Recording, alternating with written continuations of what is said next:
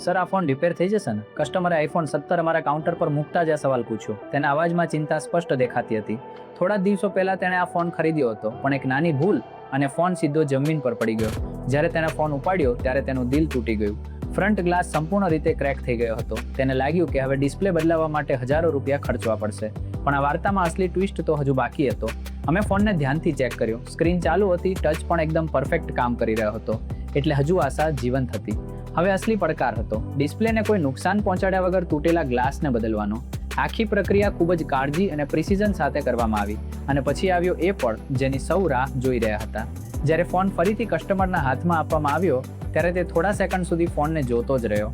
કારણ કે જે આઈફોન 17 થોડા સમય પહેલા ખરાબ રીતે ડેમેજ લાગતો હતો, હવે તે એકદમ નવા ફોન જેવો દેખાતો હતો. Crystal clear finish, smooth touch અને એકદમ ફ્રેશ લુક. કસ્ટમરના ચહેરા પર આવેલી સ્માઇલ એ જ અમારા માટે સૌથી મોટું ઇનામ હતું. જોરબા મોબાઈલ કેર. દરેક ક્રેક પાછળ એક વાર્તા હોય છે અને અમને એ વાર્તાનો હેપી એન્ડિંગ આપવો ગમે છે.